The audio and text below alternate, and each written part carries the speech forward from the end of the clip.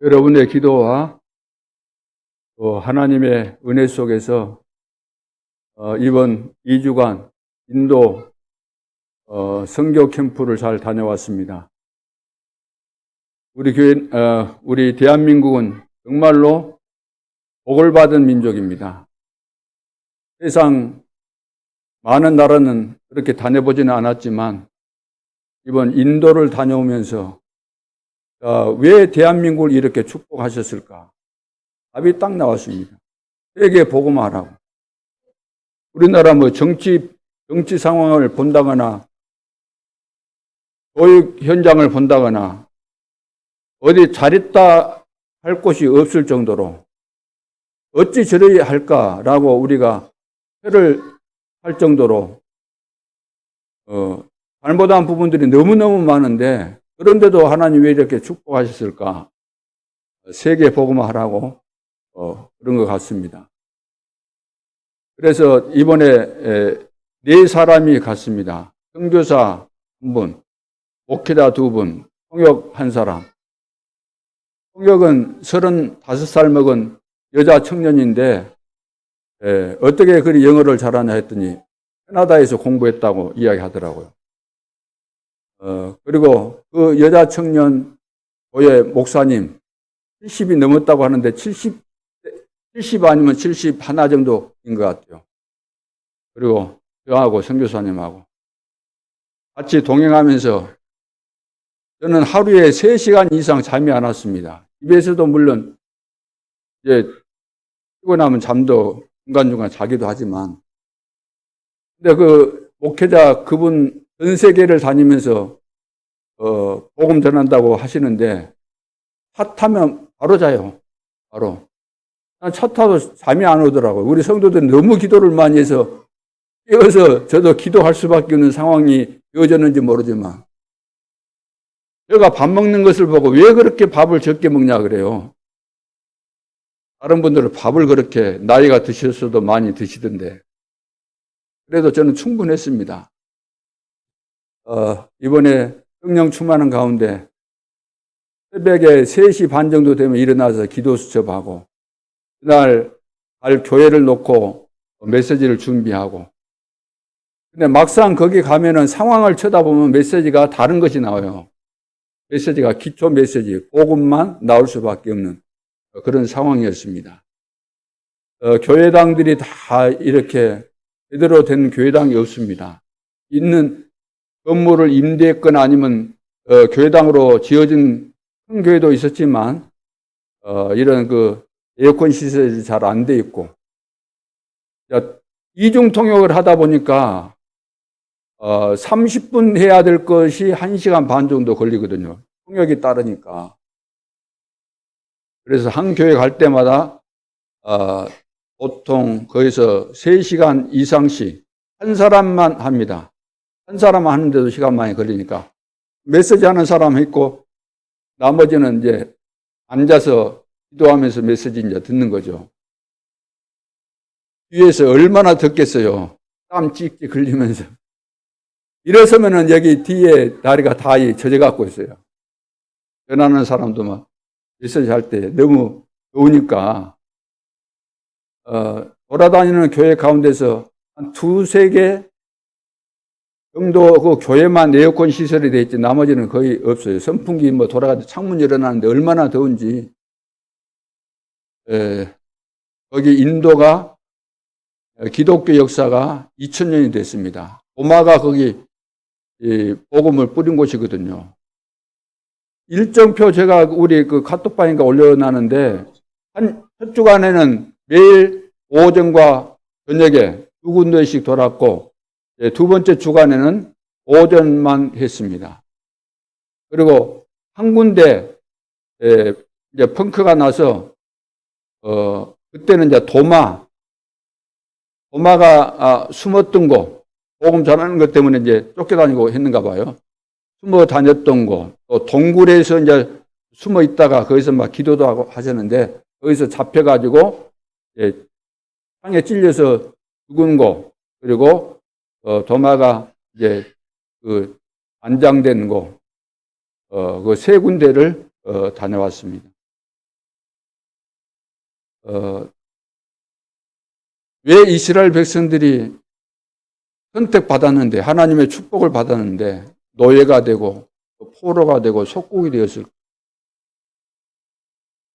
복음을 이야기했을 때 제대로 안 깨달아지면, 못 깨달으면은 하나님이 깨닫도록 만들어야 되기 때문에 깨닫고 구원받아야 될 거 아닙니까? 이 세상에서 아무리 잘 살아도 복음 못 깨닫고 거죽 가운데 살면서 죽어서 영원한 지옥 가면 안 되지 않습니까?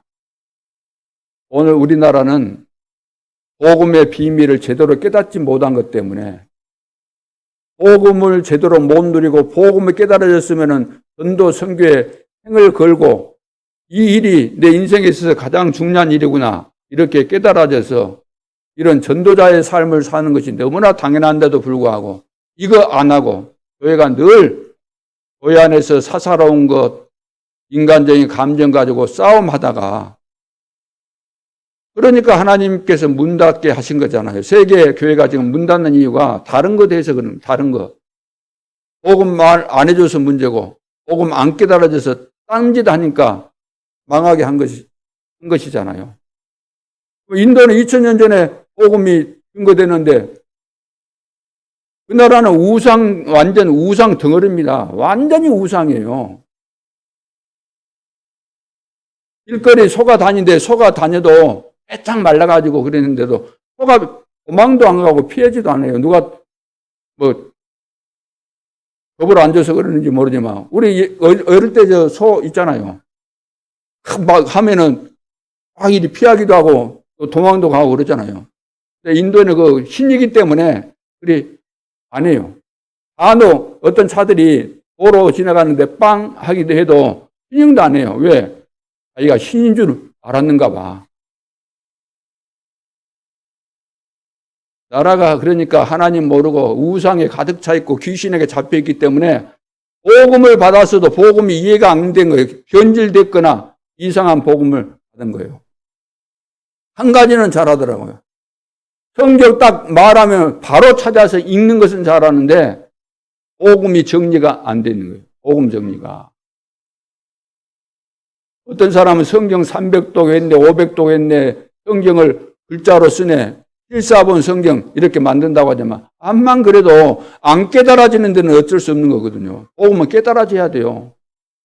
성령께서 은혜를 주시고 은혜로 인해서 깨달아지고 믿어져야 되는 것인데 그것이 안 된 거죠. 그래서 이 부분에 대해서 이제 가서 저는 중점적으로 그 이야기를 했고 한 분 목사님은 오직 그리스도만 말하는 분이 돼요. 그리스도만. 다락방 이제 접한 것은 저하고 같은 연도에 접한 것 같은데 저는 그리스도로 충격받아가지고 교회 안에서도 그리스도만 이야기한대요. 그리스도만. 저도 이제 계속해서 그리스도만 이야기하는데 성경 아는 규정 몇 가지 갖고 이리 말하고 저리 말하고 그 상황에 따라서. 근데 처음 복음을 받는 사람에게는 참 좋은 것 같아요. 성경적으로 그리스도를 찾아서 정확하게 이야기해 주니까. 그래서 그분하고 또 저하고 같이 가다 보니까 좀 서로 조화 있게 이런 것들이 이루어지는 것을 보고 하나님께서 인도하신 것을 저희들이 이제 실제로 목격하고 또 그 증거들을 다 확인을 했습니다. 전 세계 정말로 지금 시간표적으로 볼 때 마지막 기회로 여겨졌습니다. 그 사람들에게 들어가서 늘 도와줄 수는 없잖아요. 거기가 어딘데 그 사람들과 또 통하려고 그 나라 언어를 배워서 선교사로 파송된다고 하는데 언제 어느 세월에 그렇게 하겠습니까? 지금 지구 연구하는 과학자들이 지구가 지금 2030년이면 지구 구시 못한다 그래요. 2019년부터 지금 심각하게 지구에 문제가 발생해가지고 막 비가 어마어마하게 쏟아지고 산불이 일어나고 하늘에서 막 번개가 치니까 산불이 일어나서 몇 달씩 이렇게 불이 나고 호주 3분의 1 다 불나버렸잖아요. 그 전에. 이번에 캐나다도 그렇지. 중국은 또 어마어마하게 또 비가 많이 왔죠. 세계 도처에 이상 기온으로 인해서 이런 심각한 일들이 발생하고 지금 북극에 그 빙하가 다 녹게 되면은 물에 잠길 나라들도 많이 있고 지금 심각한 상태가 우리 눈앞에 지금 펼쳐지고 있는 겁니다. 이건 거짓말 아니고 거의 다 맞아떨어질 겁니다. 그래서 자연재해, 육신적인 이런 재앙이 올 수밖에 없고 우리나라도 봐보세요. 정신적인 문제 있어가지고 학교가 그 얼마 떨어지지 않는 공원에 거기서 여자 지나가는데 사가지고 뜯어라 패는 거 뭘 샀는지 모르겠어요. 미리 준비해가고 있다가 때려가지고 방관하고 그래서 치료받았는데 죽었다 그랬잖아요, 어제. 지금 영적인 문제 많은 사람들이 지금 저지르고 다니는 일들이 그것이 법으로 제재한다고 될 일이 아니다. 이런 심각한 상황을 맞이해서 진짜 우리가 복음으로 뒤집어 쓰면 안 되겠고, 인도는 보니까 복음은 받았기 때문에 자기들이 가지고 있는 그 우상 숭배하는 틀에다가 복음을 받아가지고 덮어씌기 한 거예요. 덮어씌기. 오늘 예수 믿는 사람들의 문제가 뭐냐면 예수님께서 질문하셨잖아요. 사람들은 나를 누구를 하느냐? 어떤 사람은 예레미야 같다 그러고 엘리야 같다 그러고 세례요한 같다 그러고 선지자 중에 한 사람으로 이렇게 이해하고 있습니다. 그러면 너희는 나를 누구를 하느냐? 베드로가 그는 그리스도시요 살아계신 하나님의 아들이십니다. 오늘 우리가 예수는 그리스도라고 말하지만 그 의미를 알고 예수가 그리스도구나 정말로 깨달아지고 그렇다면 모든 문제 해결자구나. 그리스도 안에 모든 것이 다 있구나. 왜 내가 이런 축복 안에 들어왔는가? 이 비밀을 제대로 누리고 전달하라고 이런 축복을 나에게 주셨구나. 이렇게 깨달아지고 정리가 되어져야 될 줄로 믿습니다. 그런다면 하나님의 눈길이 이런 사람에게 24시 다 있는 거죠. 하나님이 왜 축복 안 하시겠습니까? 세계 복음할 수 있도록 여러분들에게 건강 축복 주시고 경제 축복 주실 수밖에 없는 거죠.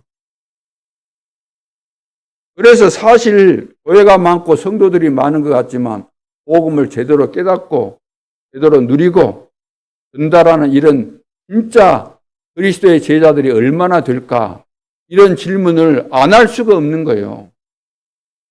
이런 성도 저런 성도 보고 또 세계 현장에서 그 교회들을 상황을 보면서 우리가 이럴 때 하나님의 시간표를 잘 보면서 사사로운 내 삶 속에서 작은 거에 걸려들지 말고 지나갈 것에 걸려들지 말고 숨겨진 축복도 못 보고 늘 염려하거나 그러지 말고 진짜 것을 우리가 보고 이 시대에 맞는 준비하고 세계 복음화의 축복을 앞장서서 누리고 가는 우리 임마누엘 연속교회가 될 수 있기를 주님의 이름으로 축원합니다. 오늘 운명을 바꾼 그날입니다. 하나님께서 세계 복음화를 위해서 가장 중요한 것은 복음이 복음돼야 되고 또 변질되지 않고 끝까지 바르게 증거돼야 되기 때문에 이 일을 제대로 할 수 있는 교회, 그게 중요한 거죠. 그래서 어떤 성전을 준비해야만 하나님께서 기뻐하실까? 하나님께서 원하시는 일을 감당할 수 있는 그런 교회, 시스템이 준비된 교회가 있어야 되는데 이것이 없어서 문제가 되는 거죠. 말씀을 여러분들이 집중하면서 정확히 붙잡아야 되겠습니다. 어떤 분들은 말씀을 들어도 이해를 못해요. 왜 저렇게 반복해서 저 말씀을 하실까? 야, 금토일 시대를 열어라. 뒤에 가서도 말씀드리겠지만 금토일 시대를 열어라 그러면은 왜 금토일 시대를 열라고 했을까? 이때 무엇을 하라는 이야기인가? 이걸 다 깨달아야 되는데 자기 고정관념이 있으면은 안 깨달아져요.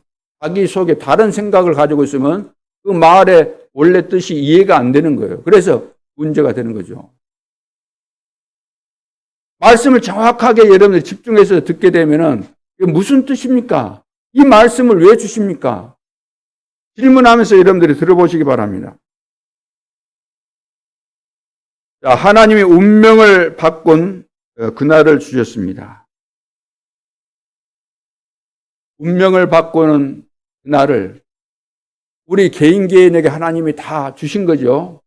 저도 운명을 바꾸는 그날이 있었습니다. 복음을 듣게 되는 그날. 하나님이 그날을 다 여러분 개인에게 다 준비하셨고 그날이 반드시 있어야 됩니다. 이거 있어야만 인생 스토리가 나오는 거죠. 내 인생을 바꿨던 하나님이 허락하셨던 그날, 그 감격, 그 기쁨, 그 인생의 전환점, 성령으로 거듭나는 그날, 시대 미션을 받던 그날, 이것이 있어야만 인생 스토리가 나오는 거잖아요. 그 이제 전도자가 될 수 있는 거죠. 자, 이 날이 뭡니까? 오늘 본문을 보니까 7절을 말하는데 이거 오순절을 말하죠. 오순절. 자, 6월절은 끝난 것입니다.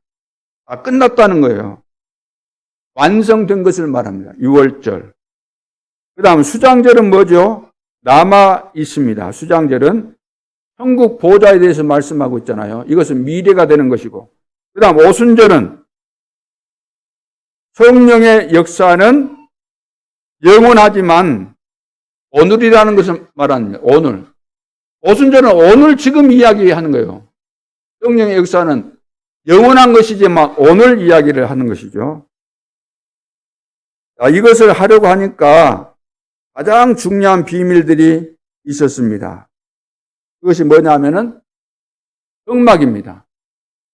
성막을 짓게 하는 데는 이 비밀을 말하기 위해서. 그래서 모세가 이제 모세를 통해서 성막을 짓게 되고 성전은 다윗을 통해서. 그래서 다윗은 이 성전의 비밀을 깨닫고 평생을 준비했습니다. 언제부터? 어릴 때부터 깨닫는 순간부터 평생을 준비한 거죠. 자, 우리는 광고해가지고 억지로 헌금하게 해가지고 성전 짓고 그러지 않습니까? 그러냐, 성전 재건은 학계 선지자를 통해서 포로되었을 때 주신 것이고, 그래서 하나님이 여기에 초점을 맞췄습니다. 왜 그렇습니까? 나중에 이것이 뭐가 되죠? 자, 성막, 성전 재건, 거의 나중에 뭐가 되죠? 교회가 됩니다. 초대교회. 자, 이렇게 개념이 이제 더 구체적이고 사실화 되는 거죠. 하나님의 시간표 속에서. 하나님이 세계 복음화를 위해서 이루어 가시는 것이죠. 그러니까 하나님은 살아 계시기 때문에 처음 약속했던 언약이 시간이 흐름에 따라 점점 구체화되어지고 약속이 사실로 약속한 그 내용대로 실제로 예수님께서 이 땅에 이제 오셨잖아요. 초림. 물론 앞으로 이제 오시게 되면 그 이제 재림이 되겠지만, 자, 이렇게 하나님이 하신 거죠. 그래서 성막이라는 것은 우리 평생하고 관계가 있습니다. 애굽의 우상과 신상과 관계가 있죠.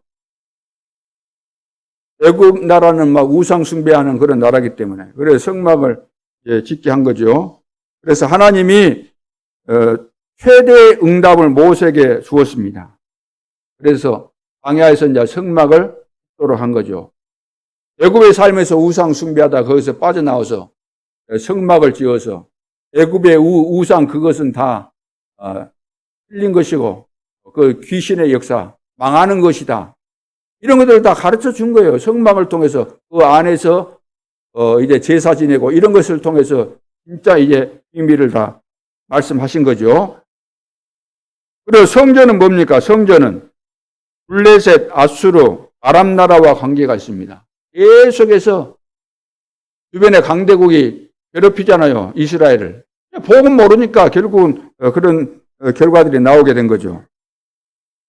그래서 성전을 통해서 복음 깨달으라고 하나님이 그렇게 인도하신 것이고, 또 성전 재건은 학계라는 선지자에게 확실한 말씀을 주셨습니다.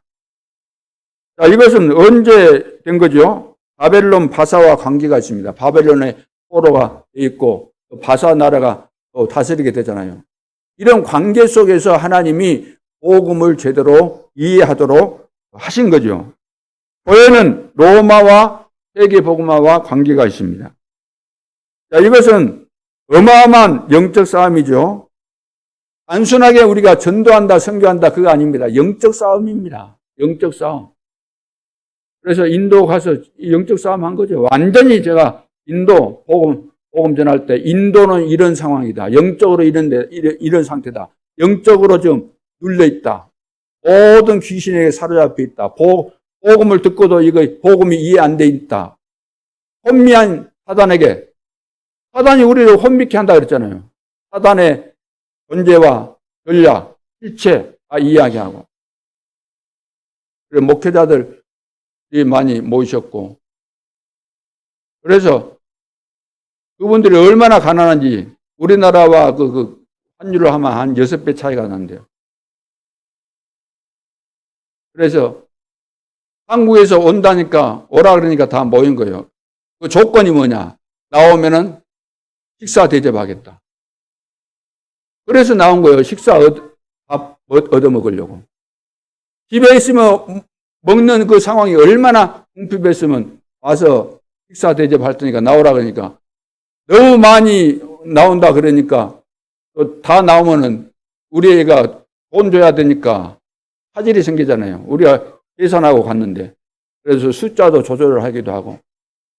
집회 끝나면은 식사하도록 식사비 드리고 그렇게 한 거죠. 진짜 우리가 초창기 때 어떻게 복음 받았습니까? 우리가 부자고 뭐 부정한 거 없었으면 복음 받았겠어요? 안 받지. 그래서 가장 지금 중요한 시간표인데 이거 반짝입니다. 지금 시대의 흐름이 어마어마하게 빨리 지나가기 때문에 인터넷 시대잖아요. 어른들은 그러지만 애들은 또 폰 가지고 있으면서 완전 타락의 길로 가고 있고. 그래서 빨리 전 세계에 다니면서 시스템을 세워서 인터넷으로 줌으로 이제는 해야 되지. 다른 방법으로는 이렇게 빨리 할 수가 없거든요. 그래서 여러분들이 기도하면서 237 나라. 그런데 이것은 그 시스템을 깔 수 있는 사람이 가야 되는데 우리 지금 세계 선교하는데 가장 잘하는 분하고 갔다 온 거예요. 그래서 같이 팀이 돼가지고 시스템을 깔고 온 것이기 때문에 내년부터는 지금 본격적으로 하려고 하니까 여러분들이 기도를 많이 하시기 바랍니다. 하나님이 모든 축복을 준비하신 줄로 믿습니다. 자, 그래서 로마 복음화, 세계 복음화 한다고 할 때 흑암이 얼마나 필요하겠습니까? 이번에도 저기 어느 나라인가 우리 이슬람, 모슬렘이죠. 교회당 21군데인가 막 전부 다 불태우고 했잖아요.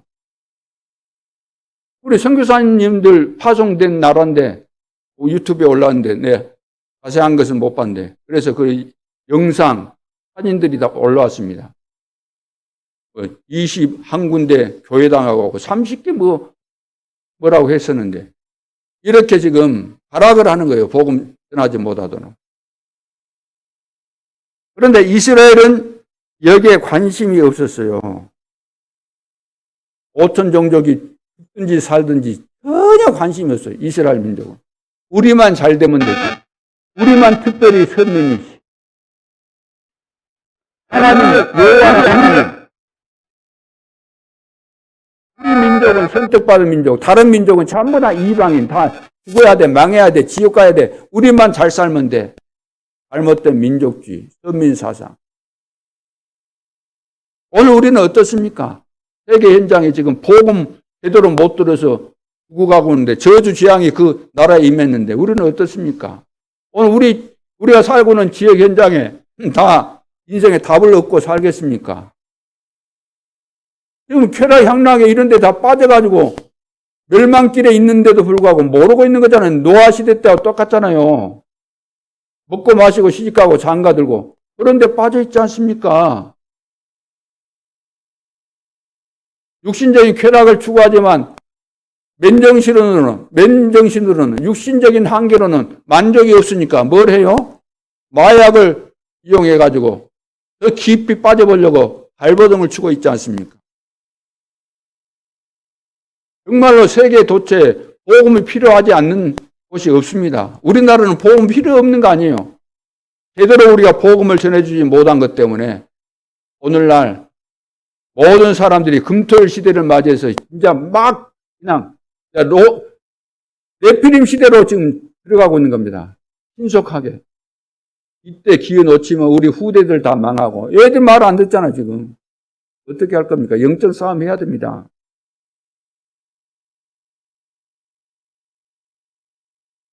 재앙이 회개화되고 있는데, 사람들이 못 알아먹습니다. 심각한데도 불구하고 못 알아먹어요. 재앙이 세계화되고 있다는 거 못 알아먹어요. 이번에 코로나 걸리니까 어떻게 됩니까? 코로나 걸리니까. 한 나라에서 시작됐는데 전 세계로 확산돼 버리잖아요.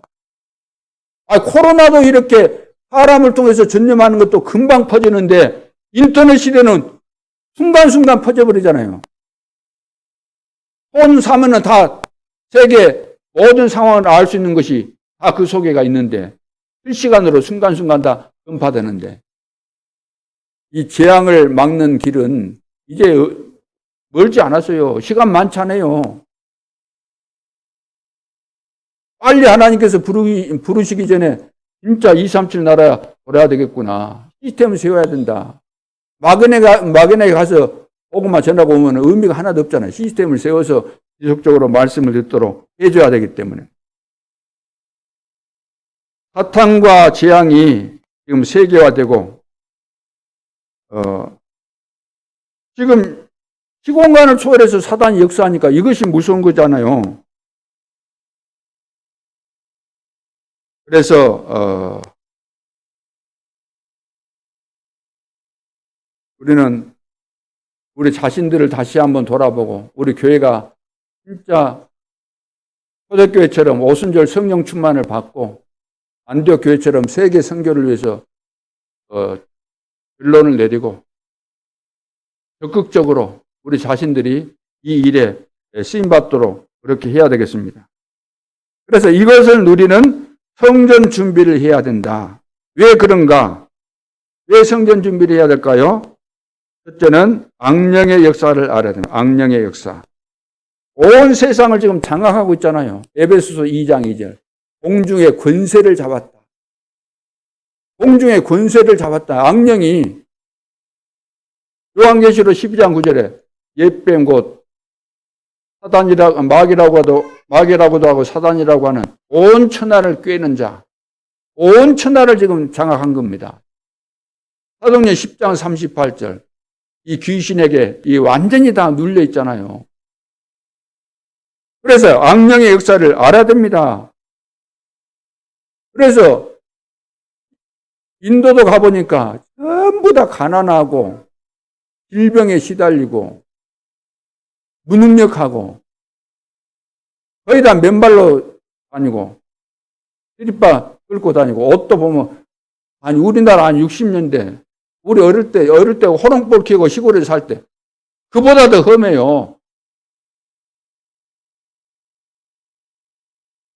거기가 이제 큰 도시이기 때문에 중심과 같은데 부자 잘 사는 사람들 좀 있겠지만 거의 대부분이 그 첸나이 그 시만 해서 그 인구수가 1000만인가 100만인가 1000만인가 어마어마하게 커요. 우리는 28만밖에 안 되는데 인도 땅덩어리가 얼마나 큽니까? 세계 7번째로 크다 그러니까. 두 번째는 악령의 역사를 알아야 될 뿐만 아니라 성령의 역사를 알아야 됩니다. 성령의 역사. 렘넌트 7명 보호자의 비밀과 이 배경 알았잖아요. 그래가지고 이만큼 하나님의 영에 뭐라고 했습니까? 감동된 사람은 내가 본 적이 없다. 누가 한 말이죠? 이만큼 여호와의 신에 감동된 사람을 내가 본 적이 없다. 바로가 누구 보고? 요셉을 보고 신하들에게 한 이야기입니다. 이만큼 여호와의 신에 감동된 사람이 없어요. 요셉이 보세요. 노예로 팔려갔잖아요. 누명 쓰고 감옥에 갔잖아요. 그런데도 불구하고 요셉은 보호자의 축복과 이 비밀을 누리고 있었어요. 오늘 우리는 늘 세상 현상 보고 또 내가 뭐 남한테 손해본 거 없는가 막 이런 거 생각하고 복잡해요. 여러분이 진짜 시대적 응답 받아보면 될 거 아니요. 안 그렇습니까? 로마서 16장의 제자들처럼 응답 받으면 될 거 아닙니까? 가이오처럼 응답 좀 받으세요. 내가 재벌되면 뭐 갖고 아무것도 아닌 거 10,000원짜리 가지고 싸우겠습니까? 회비 갖고 막 싸우겠습니까?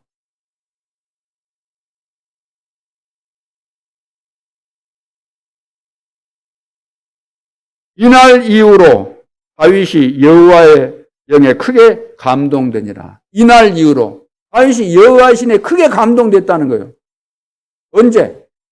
사무엘 선지자가 이새의 집에 가서 다윗에게 기름불을 가지고 붓고 기도할 때 렘넌트 7명 전부 다 하늘 보좌의 배경을 누렸어요. 성령 충만한 가운데 렘넌트 7명은 한결같이 한 사람도 이해 없이 우리가 처한 그런 어려움 그 정도가 아니었어요. 말할 수 없는 그 열악한 환경, 상황들 속에서도 전혀 흔들림이 없었다. 여러분 한 주간 동안 시험 들 일이 있었습니까? 없었습니까? 짜증내거나 불평하거나 투덜거리거나 그런 일이 있었어요? 없었어요? 있었을 거 아닙니까? 왜 그런 일이 있습니까? 없어야죠.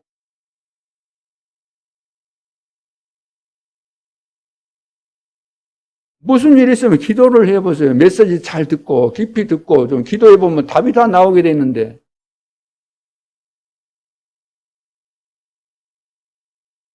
자, 그래서 악령의 역사를 알아내고 성령의 역사를 알아내고 또 한 가지는 하나님의 시선이 머무는 곳이 어딘가. 하나님의 시선이 머무는 곳이 어디겠어요? 어디에 머물겠어요? 이유를 찾은 자에게 머무는 거죠. 오직의 비밀을 찾은 자에게 하나님의 시선이 머물게 되어 있는 겁니다. 그리고 그 내용을 찾은 자, 유일성의 이 비밀, 이 내용을 찾은 자. 그리고 목표가 뭐죠? 재창조 아니면 재창조의 역사 아는 자에게. 우리는 세계 복음만은 재창조의 역사가 일어나야 되거든요. 그러면 왜 자꾸 오순절을 지금 지키라고 말씀하고 있는 겁니까? 왜 오순절을 지키라? 우리는 정확한 복음, 그리스도의 이 언약을 붙잡아야 되겠습니다. 성경에 있는 대로 우리가 복음만 전하면 됩니다. 복음만.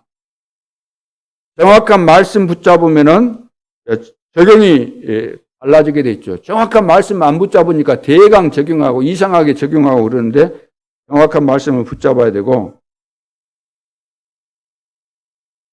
그래서 내게 유리한 대로 늘 다 생각하고 내게 유리한 대로 말씀을 두드려 맞추고 해석하고 그러는데 그러면 안 되고 정확한 말씀을 붙잡으면 딱 깨달아지면 정확하게 이해가 되면 적용이 바르게 되는 거죠. 자, 살리는 언약을 여러분들이 붙잡아야 되겠습니다. 어제도 말씀 나왔지만 살리는 언약. 그래서 언약을 정확하게 잡는 것이 은혜입니다. 언약을 잡아도 정확하게 못 잡으면 틀리게 적용해요.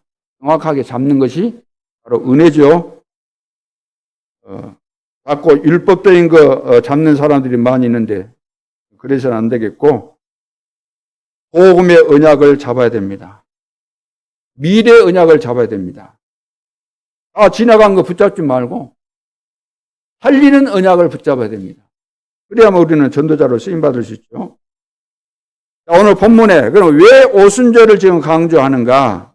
자, 오순절은 하나만 있는 게 아닙니다.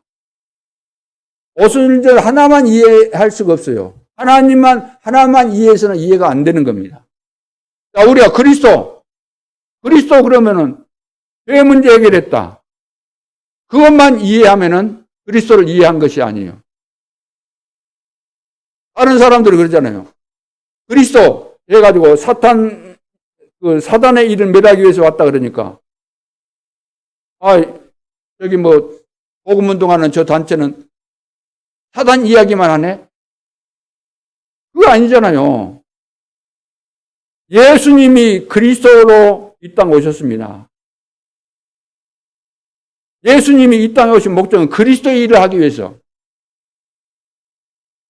성경을 기록한 목적이 바로 여기 있습니다. 예수가 그리스도라는 사실을 알고 믿고 영생을 얻게 하려고. 뭐 그리스도가 뭐냐 그러면. 우리 어릴 때 대부분 우리 한국교회 그랬잖아요. 예수 믿으면 죄 문제 해결된다. 예수 믿으면 죽어서 천국 간다. 이렇게 가르쳤어요. 그건 반쪽도 안 되는 거예요, 그건. 예수님이 십자가산에서 못 박혀 돌아가시고 우리 모든 문제 해결하셨다. 그건 반쪽밖에 안 되는 거예요. 성경 전체를 제대로 정확하게 이해하고 봐야 돼요. 예수님은 왜 그리스도가 되시는가? 우리가 하나님 떠났기 때문에 만날 수가 없잖아요. 그래서 구원의 길을 열어주신, 구원의 문을 열어주신 거예요. 길을 열어주신 거예요. 길이라고 그랬잖아요. 그 문제 해결, 죄 문제 해결, 사단에게 잡힌 문제 해결. 이 세 가지가 해결돼야만 그리스도가 제대로 이해된 거예요. 6월절만 이해해서는 이해가 안 되는 겁니다. 오순절만 이해해서는. 6월절, 오순절, 수장절 이것이 쉽게 말해 세트예요, 세트. 이거 세 개가 같이 이해가 돼야 돼요. 무슨 말인지 이해되셨습니까? 하나님을 이해할 때 성부 하나님만 알아갖고는 그 이해 안 된 거잖아요. 성부, 성자, 성령. 그분이 한 분이시다니까요. 한 분이신데 세 가지 일을 하신 거예요.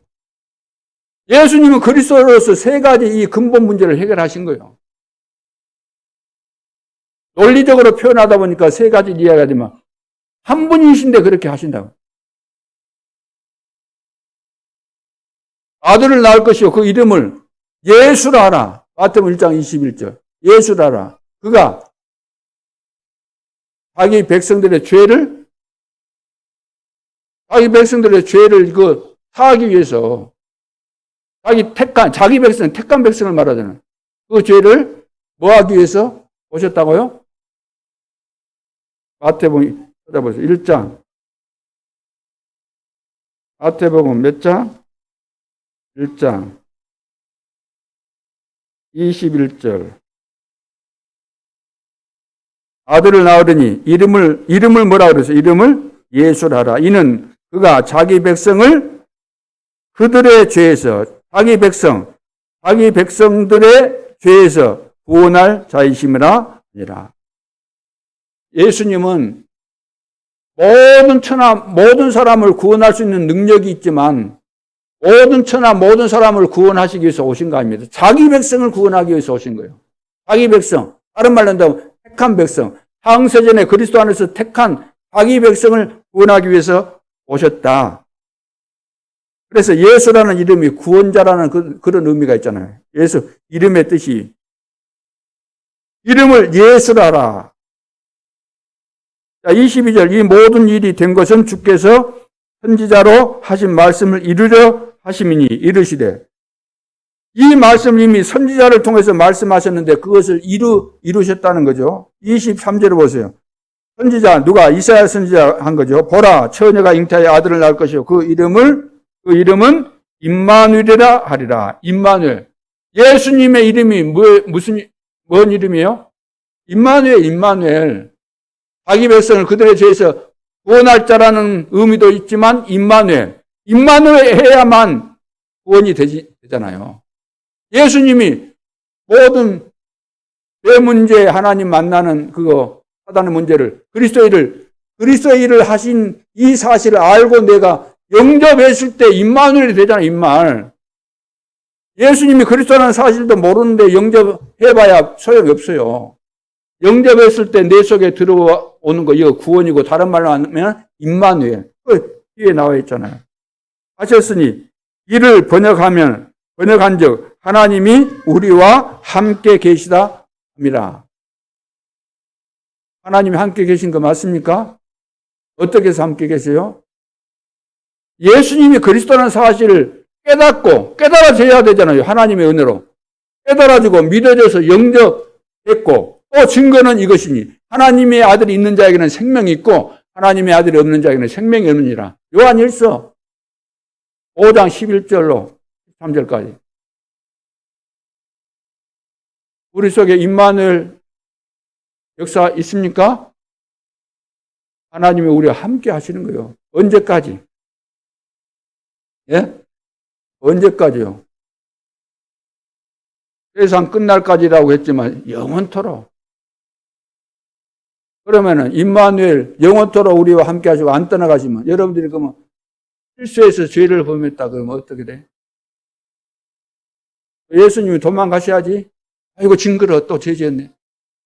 빨리 예수님이 도망가셨다가 여러분들이 회개하면 또 들어오시고 그래요? 그래 안 한다니까요. 예수 믿는 순간에 과거, 현재, 미래 모든 문제가 다 끝난 거예요. 여러분들이 실수했다 할지라도 대언자가 계시잖아요. 우리 속에 대언자. 누구? 예수 그리스도. 솔직히 이야기해서 다 끝난 거예요. 이 말은 이제 다 끝났으니까 에라 됐다. 오늘부터 본격적으로 어떤지만 골라서 하고 다녀야 되겠다. 그럴 사람이 어디 있습니까? 성령께서 계시는데 그건 예수님이 그리스도라는 사실을 모르거나 틀리게 믿는 사람이 제정신이고 제대로 된 사람은 그럴 수가 없는 거죠. 여러분 이런 구원을 받았는데 기분 좋아요? 나빠요? 좋아요? 나빠요? 좋으면 아멘 합시다. 좋습니까? 아멘 소리가 너무 정리. 좋습니까? 좋다는 것을 표현할 때 우리는 이러잖아요. 나는 처음에 가서 인도하는데 옆으로 그래요. 아이고 뭐 싫다는 건가?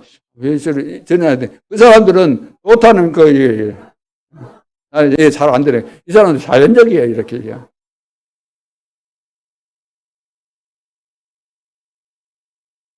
그래서 그리스도를 제대로 이해를 해야 돼요. 한 가지만 알아, 한 가지만. 우리가 성경을 부분적으로 잘 알 뿐만 아니라 전체를 제대로 알고 전체를 이해해야 되잖아요. 그래서 첫째, 유월절이라는 것은 옛 운명에서 나오는 겁니다. 옛 운명에서 나오는 거. 자, 성령께서 내 안에 들어오시면은 성령이 내주잖아요. 영접해서 내 안에 들어오시면 들어오는 순간부터 사실은 과거, 현재, 미래 모든 내 문제 이거 다 끝난 거예요. 그러니까 치유가 되는 거예요. 예수 영접했으면 근본적으로 다 치유가 된 겁니다. 그래서 옛 운명 오순절이 뭐라고, 유월절이 뭐라고요? 옛 운명에서 나오는 거. 옛 운명에서 나왔습니까, 여러분? 자, 그래서 그 그리스도는 아까 세 가지 다 하셨다 그랬잖아요. 사단의 일을 멸하시고, 그 다음에 우리의 모든 죄 문제 다 해결하시고, 그 다음에 구원의 문을 열어주셨다. 그러니까 유월절은 옛 운명에서 탈출한 겁니다. 옛 운명에서 탈출한 거예요. 여러분 옛 운명에서 탈출하셨습니까? 옛 운명에서 출애굽했어요?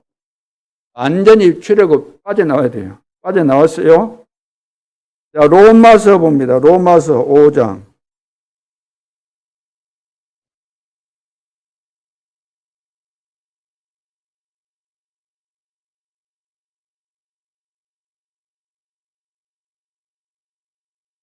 자, 여러분이 태어났을 때 죄인으로 태어났어요? 죄 없는 의인으로 태어났어요? 어째서 죄인으로 태어났어요? 예? 어째서? 5장 12절. 그러므로 한 사람으로 말미암아 죄가 세상에 들어오고 죄로 말미암아 사망이 들어왔나니 이와 같이 모든 사람이 죄를 지었으므로 사망이 모든 사람에게 이르렀느니라. 아담이 그러니까 우리 인류의 대표자였다는 거예요. 인류의 대표자로서 아담 한 사람이 죄를 범했는데 그거 쭉 읽어보면 아담이 지었던 죄를 안 지었는데도 불구하고 그런 죄를 안 지었는데도 불구하고 우리는 죄인이다. 율법이 오기 전에는 우리가 죄인인 줄 몰랐는데 율법이 오고 나서 알게 되잖아요. 그러죠?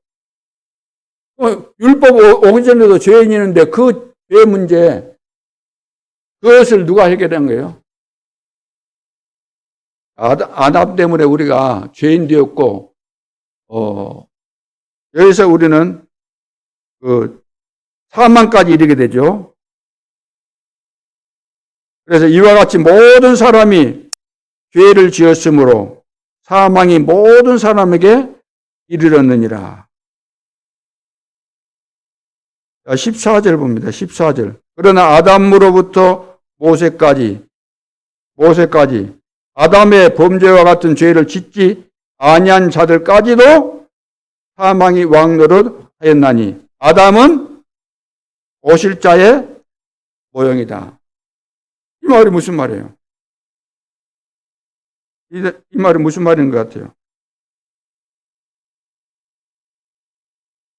아니, 아담은 오실자의 모형이다. 그리스도의 모형이라는 거잖아요. 이 말은 아담 한 사람을 통해서 모든 사람에게 죄가 임한 것처럼 앞으로 오실 예수님을 통해서 모든 사람이 구원받게 된다. 그 이야기를 하고 있는 겁니다. 15절 봅니다. 그러나 이 은사는 그의 범죄와 같지 아니하니 곧 한 사람의 범죄를 인하여 많은 사람이 죽었은즉 더욱 하나님의 은혜와 또한 한 사람 누구 예수 그리스도의 은혜로 말미암은 선물은 많은 사람에게 넘쳤느니라. 하나님의 은혜는 모든 사람 다 살릴 수 있는데 구체적으로 이야기한다면은 자기 백성을 구원하기 위해서 오셨다. 택한 백성을 구원하신다고 말합니다.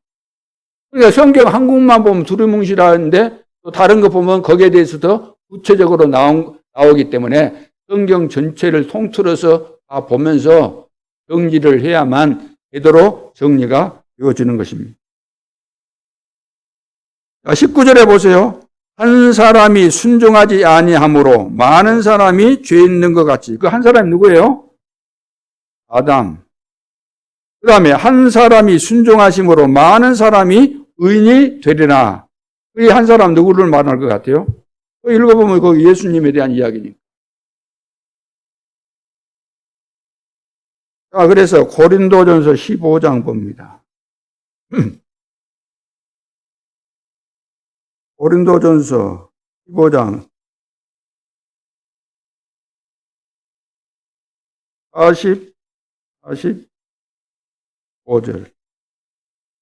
45절 기록된 바 첫사람 아담은 생명이 되었다 함과 같이 마지막 아담 누구예요?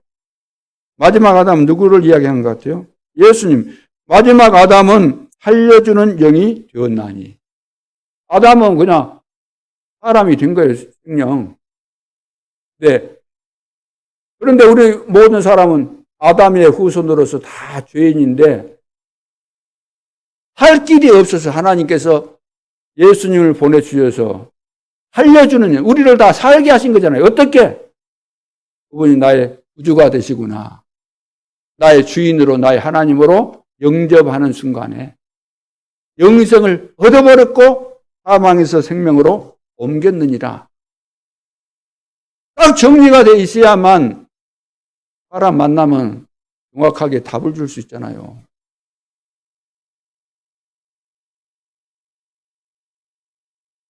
그래서 아담의 죄로 인해서 우리가 죄 가운데 사망 가운데 있었는데 한 사람 예수 그리스도를 통해서 우리가 구원받았다. 이것이 바로 유월절의 비밀이다. 유월절이 뭐라고요? 옛 운명에서 완전 나왔다. 나왔습니까? 여러분 나왔어요? 언제 나왔습니까? 예수 믿는 순간에 나온 거예요. 정확한 것은 그 뒤에 우리가 말씀을 들으면서 정리가 된 것이었고, 정리가 좀 안 됐다 할지라도 우리가 예수 믿었을 때 성령으로 우리가 거듭나게 되잖아요. 그런 체험이 있지 않습니까? 그거 시한표가 그거예요. 옛 운명에서 우리는 완전히 빠져나왔다. 이걸 보고 성령의 내주. 그래서 10가지 출애굽할 때 10가지 기적을 행했는데 그것으로는 빠져나올 수 있어요, 없어요? 바로가 안 내보냈어요. 피, 개구리, 이, 파리, 독종, 짐승, 재앙. 그런 전부 다 애굽 나라의 우상입니다. 그런 거 가지고는 바로한테 통하질 않아요. 근데 언제 빠져나왔죠? 양 잡아서 피 바른 날. 그 빠져나온 거잖아요. 양 잡아서 피 바른 날. 다른 것으로는 절대로 안 됩니다. 어떤 종교로도 안 돼요. 철학으로도 안 되고, 신념으로도 안 되고, 선행으로도 안 되고, 돈 가지고 안 되고, 이쁘다고 되는 것도 아니고, 이뻐 본들, 나이 드니까 어떠세요? 여러분, 과거 사진 보면은, 어떤 분들은 옛날 사진 올려놨어요. 제일 멋지게 나온 사진을, 카톡 같은 데 보면 딱 찍어놓고 했는데, 옛날 예뻤지만 지금은 어째요? 빨래판 같이 다 돼버리잖아요. 어쩔 수 없는 겁니다. 예뻐도 안 되고, 돈 있어도 안 되고, 학벌이 있어도 안 되고, 오직 그리스도 아니면 절대로 우리는 빠져나올 수가 없습니다. 그래서 6월절 어린 양의 피, 보라 세상 죄를 지고 가는 하나님의 어린 양이로다. 누가 한 이야기죠? 사도 요한이 예수님에 대해서 하신 이야기입니다. 요한복음 1장 29절에 나오잖아요. 보라 세상 죄를 지고 가는 하나님의 어린 양이시다.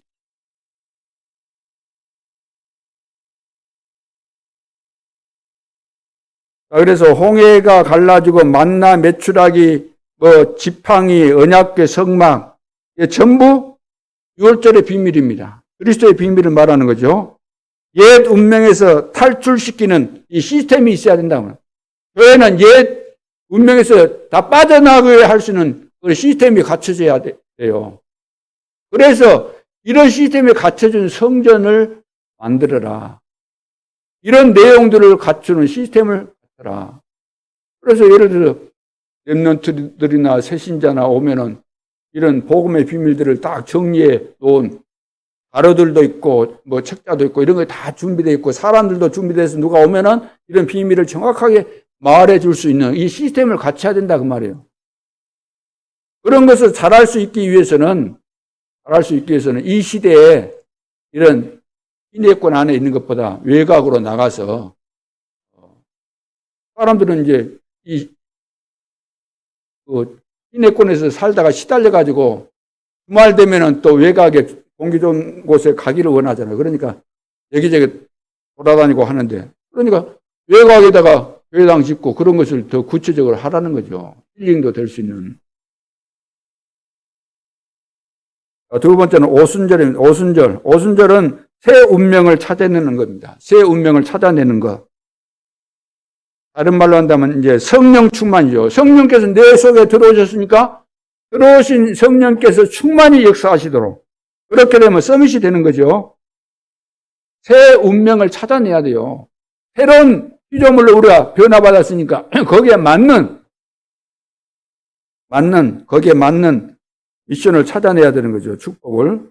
그래서 그리스도 누리는 날부터 성령 충만이 우리에게 임해야 되는 거죠. 그리스도 이제 누리는 그 성령 충만이 임하니까 초대교회 봐보세요. 초대교회. 날마다 2장 46절 40 날마다 성전에 있든지 집에 있든지. 그리고 5장 41절 42절 우리 올해 그거잖아요. 사도행전 다시 찾아보세요. 사도행전 5장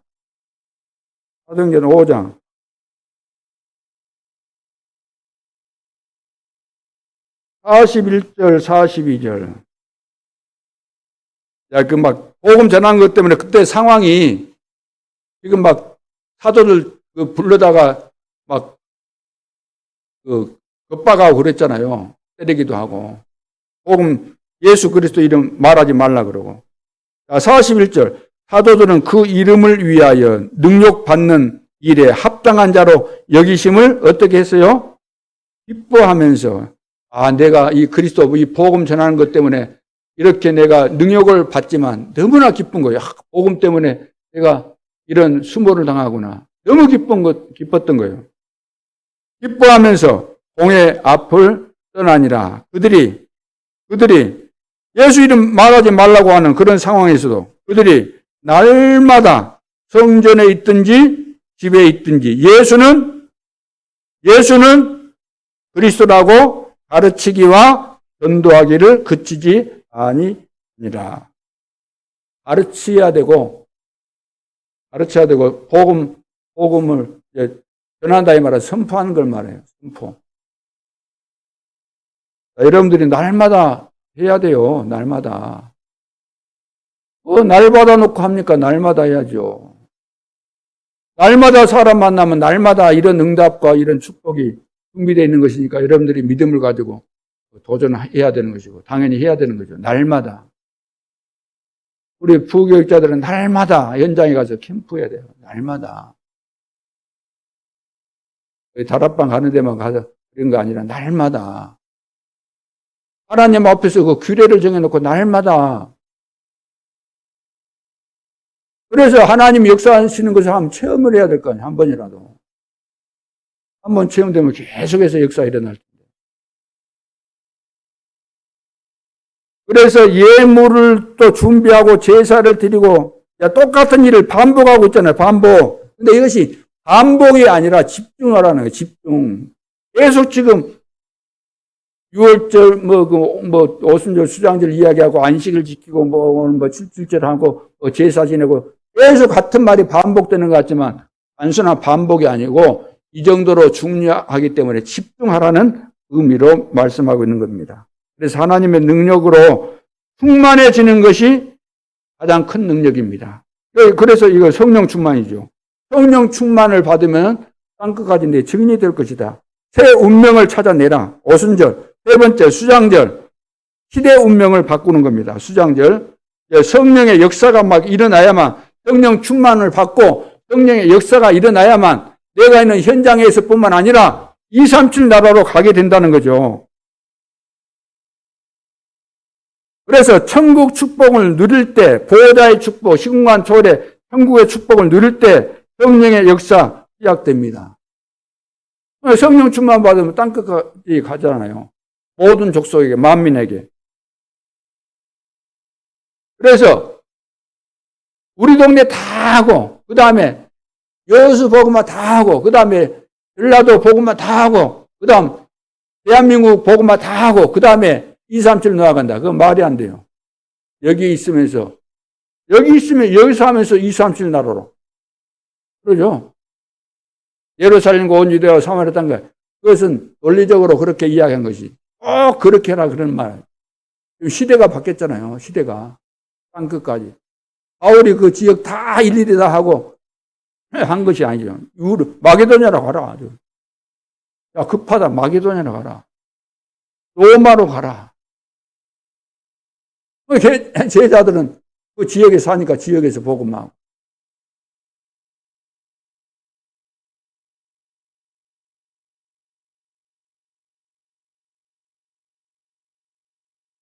그래서 지금 하나님의 기적 봐보세요. 바울이 성령 충만한 가운데 선교사로 파송받아서 하나님의 기적이 가는 데마다 일어나잖아요. 13장, 16장, 19장 아보 지역에 또 16장 어딥니까? 빌립보, 마게도니아 가서 빌립보 19장 에베소 지역 그뿐만 아니라 로마로 가라. 로마로 바울팀이 이렇게 이제 성령의 역사를 따라서 237을 향하게 되죠. 그래서 예배를 드리고 기도하고 자료를 보다가 충격을 받을 정도로 우리 교회가 그런 시스템을 갖춰야 돼요.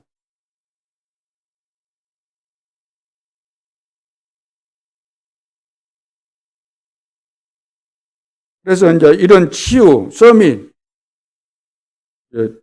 치유가 되고 서밋이 되고 그러면 막 충격이 나타날 수밖에 없죠. 합쳐진 것이 이제 충격이잖아요. 이건 이제 집중적인 요법입니다. 집중적으로 우리가 이것이 되어지도록 렘넌트 금토일 시대를 열어서 렘넌트들을 살려야 될 거 아닙니까? 그러잖아요. 렘넌트 살려야 돼요. 애들을 치유하고 그 서비스로 세워주는 이런 시스템을 교회 안에서 갖추고 이것을 해줘야 돼요. 예를 들어서 우리 렘넌트를 부모가 관심이 없다. 부모가 못 해주기 때문에 교회에 와서 교사들이 있고 그런 거 아닙니까? 교사들이 맡았는데 그 관심도 없다. 제대로 안 해준다. 왜 제대로 안 해주고 전도신학원에다 보낸다. 전도신학원을 보내면 됩니까 안 됩니까? 여기서도 예배가 안 되고 그리스도로 답이 안 나왔어. 발광을 해. 전도신학원 보내는데 몇 시간씩 잡아놓고 발광을 해. 절대로 안 가고 싶은데 엄마가 아니면 집에서 전도신학원 가라고 등록해놨으니까 네 가야 된다. 안 가면 네 때려 죽인다. 너를 위해서 등록금 얼마나 냈는데 왜 안 가? 막 안 조지는 거죠. 그렇게 해갖고 무슨 소용이 있겠어요. 옛날에는 전도신학원 누가 갔습니까? 복음으로 답이 나와가지고 내가 전도운동 해야 되겠다. 그런 사람이 가는데요, 전도신학원. 교회 안에서 우리 렘넌트 살려면 전도학교부터 해, 전도학교부터. 이 애들이 복음 모르고 있구나. 전도운동 하도록 도와줘야 되겠구나. 그래서 필요에 따라서 전도학교를 하는 거면 그것이 되어지는 시스템을 갖췄으면 그 안에서 전도학교가 필요 없는 거예요. 우리 안 되고 있으니까 다시 시작해야 돼요, 전도학교. 우리 교사들이 관심 가지고 하고, 애들이 복음이 안 돼 있구나. 알잖아요, 뻔히. 전도학교를 해야 되겠구나. 근데 명칭을 전도학교라고 쓸 필요까지는 없겠죠. 다른 명칭을 붙여서라도 그 내용을 가지고 애들을 해줘야 된다.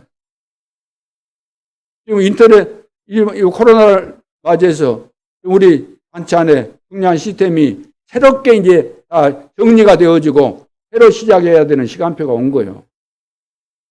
그렇다면 우리가 금토일 시대를 열어서 여기서 지금 해야 돼요. 금토일 시대를 통해서 제대로 훈련시켜서 답이 나오면은 이제 본부에서 시스템이 제대로 갖춰지면 가야 될 사람이 가야 되는 가야 될 사람. 그러죠. 억지로 막 두드러 패가지고 보내서 데릴 일이 아니고 거기 가야만 제대로 된 인물이 나올 것이기 때문에 보내야 되는 안타까움도 있겠지만 여러분들이 그 순서가 있잖아요. 여지해야 돼요. 그렇다면 부모와 교사들이 집중적으로 우리 렘넌트 교육을 해야 될 줄로 믿습니다. 왜 금토일 시대를 말하는가? 지금 이것부터 하라는 거예요. 지금 안 되고 있다는 거 안 되고 기초가 지금 안 되고 있는 거예요. 전혀. 그래서 결론 그날이 오면 237 치유 서밋을 사실적으로 만든 그날이 오면 모세가 이미 그것을 다 준비한 거예요. 하나님이 말씀하시고 다 준비하셨어요. 그래서 출애굽의 역사가 일어난 겁니다. 출애굽의 역사가 언제 일어나는가? 미리서 다 보고 미리서 시스템 갖추고 있으니까 되어진 것들이죠. 그러니까 그 내용들이 광야에서 다 해방받은 거잖아요. 광야에서. 광야에 나왔을 때는 다 해방받은 거예요. 광야에 나왔을 때는. 광야 생활의 끝. 광야에서 어떤 일을 만나도 다 끝나야 돼요. 근데 끝이 안 난 거예요. 끝난 사람은 모세, 여호수아, 갈렙 정도. 출애굽이 제대로 안 된 거예요. 출애굽을 했는데 내용이 없어. 내용이 정리가 안 됐어. 그래가지고 늘 불평만 해요. 속에서 불평이 죽을 듯이 막 끓고 있으니까 틈만 나면 입으로 막 나오는 거죠. 불평할 사람은 내 앞에 와서 불평하죠. 찾아와서. 불평이 평생 동안 안 기어 나오도록 해드릴 테니까. 왜 불평을 합니까? 그리스도는 살아계신 하나님이요.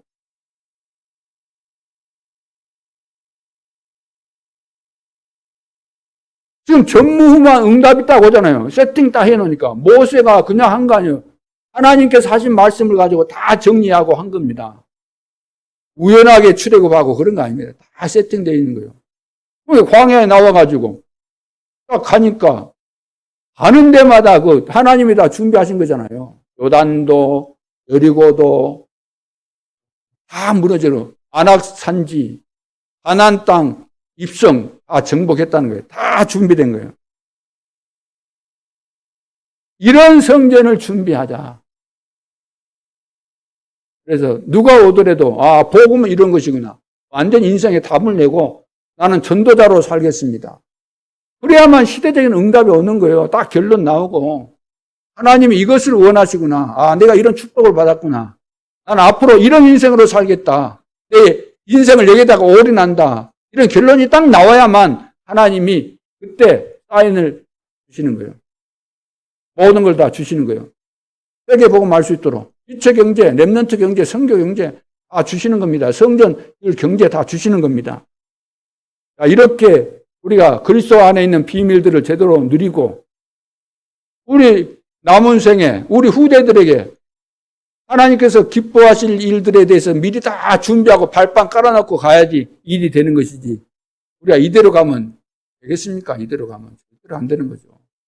본격적으로 현장에서 전도운동 일어나고 내가 우리 지역을 살리는 망대, 파수꾼이기 때문에 망대를 당연히 짓고 파수꾼 역할을 제대로 해야 되겠다. 우리 중직자들은 전부 다 망대 세우세요. 여러분들이 파수꾼이에요. 하나님이 세우신 겁니다. 여기에 딱 방향 맞추고 결론 내리면은 여러분이 지금까지 애쓰고 발버둥 쳤던 거 그런 거 다 오게 되어 있습니다. 너희는 먼저 그의 나라와 그의 의를 구하라. 그럼 이 모든 것을 너희에게 더해 주시리라. 그래서 영적 상태가 중요하니까 그릇 준비를 하라 그래요. 그릇 준비를 해라. 금토일 시대를 열어라. 금요일 날 준비하고 토요일 날 집중하고 주일날은 깊이 기도해라. 그래야만 주일날 은혜 받는다는 거죠. 영적 상태 그릇 준비해라. 3년 40일 10일 여러 가지 또 안식일마다 들어가는 그 내용들 전부 다 그릇 준비한 내용들이죠. 그리고 실제를 기도해라. 복음 누리는 기도, 능력 누리는 기도, 복음만 누리는 기도, 영적 전쟁하는 기도, 오력을 회복하는 기도, 세 가지 때를 준비하는 이런 기도, CVDIP 이거 갖고 미리 보고 하라는 겁니다. 그리고 무응답을 뭐 하라 그랬어요? 무응답을 누리라. 여러분 응답 없는 것에 대해서 짜증낼 필요가 없어요. 거기에 숨은 하나님의 축복이 더 들어있는 거니까. 요셉 봐보세요. 왜 그런 어려운 상황이 계속되는데 가만 놔두었을까? 굉장한 응답의 시간표가 있기 때문에. 또 왜 도망다니는데 하나님이 가만 놔두셨을까? 굉장한 축복이 기다리고 있기 때문에. 모세, 왜 40년을 광야에서 하나님이 응답 안 하셨을까? 그날을 위해서 하나님이 준비하신 겁니다. 80세가 되어서 하나님의 시간표가 된 거예요. 여러분도 어떤 어려운 상황이 와도 응답이 없는 것 같아 낙심하지 말고 세계에 보고만 하나님의 영원한 계획이고 여러분 개인에게 주신 시대의 미션이니까 이거 붙잡고 빛의 경제 회복될 것을 믿고 기대하면서 이번 한 주간 동안도 승리할 수 있기를 주님의 이름으로 축원합니다.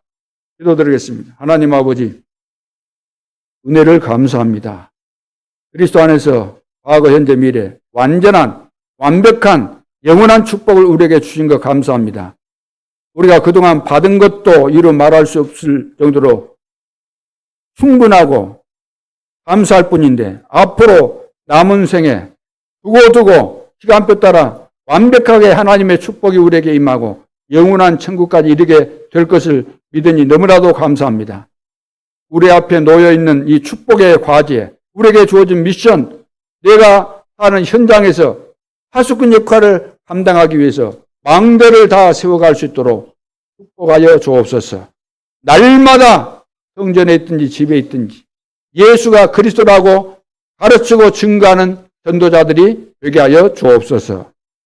지금도 살아계신 주 예수 그리스도 이름으로 기도하옵나이다. 아멘.